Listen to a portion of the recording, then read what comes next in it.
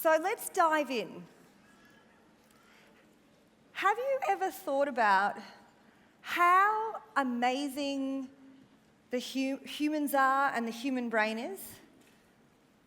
We process about 11 billion bits of information every single day. If you think about even just this room, there is so much information in this room, and we seemingly unconsciously process that.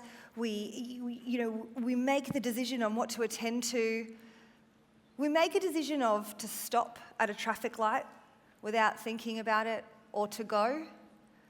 You made the decision, likely without even thinking about it, of what to wear this morning. Some better, some worse choices than usual, right? The same with eating. We make all of these really complex decisions every single day without even thinking about it. We're pretty incredible in that way. We can even read sentences that don't make sense. So you read it pretty fast, right? Our human brain is pretty incredible. It even, reshuffles words, fills in the blanks, and lets us navigate the world. And so really naturally, from an evolutionary perspective, our ancestors called us Homo sapiens, wise humans. Now, if you think about it, most of us still consider ourselves as wise humans.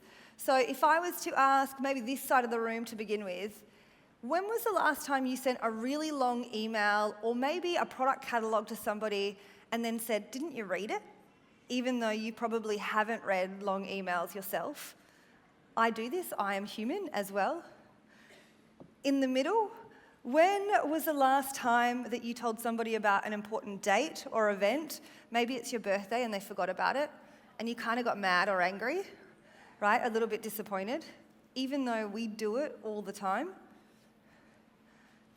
For this side of the room, when was the last time you thought you would have perfect willpower and self-control, and you sat down in the evening and you thought, this will be the one night that I only watch one Netflix show?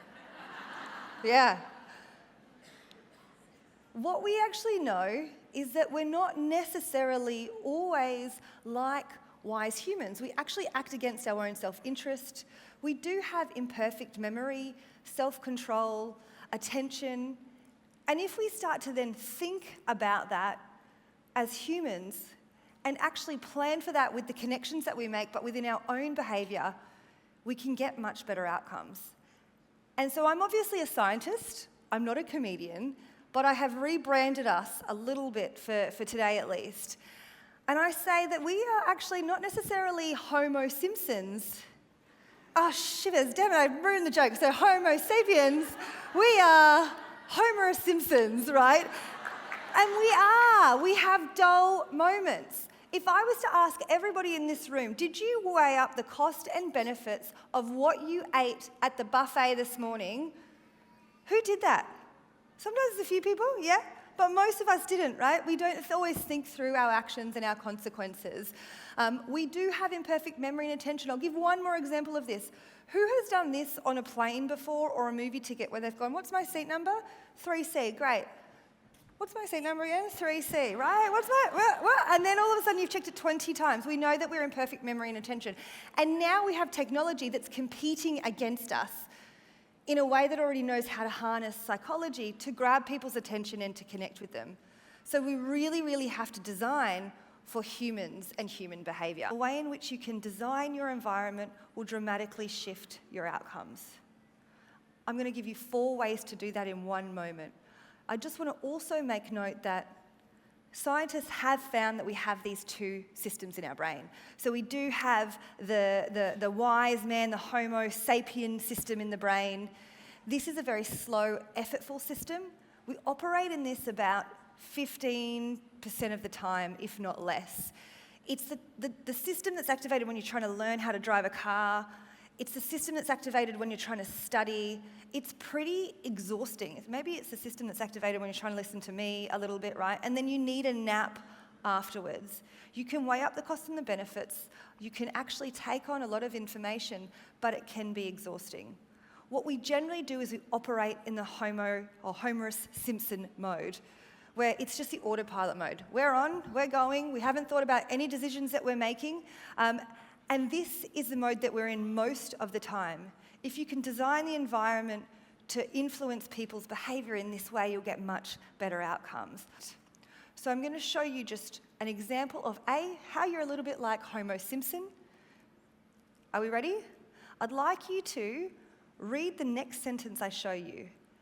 And I just want you to tell me and shout out as soon as you can how many F's are in the sentence. Are you ready?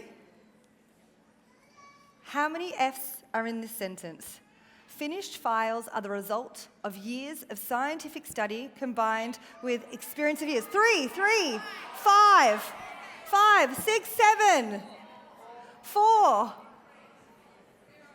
0. I love that one. Haven't had that one yet, but I like that.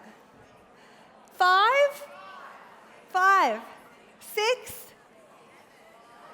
This is how, can you feel your automatic system within you? I love this example.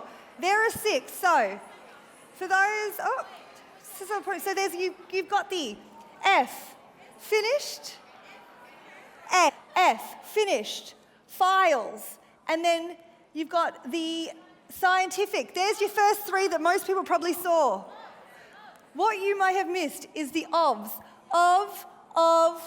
Oh, I love this. Exactly. We are navigating, we are making really quick decisions, and our brain fills in the rest in some ways, or it makes mistakes.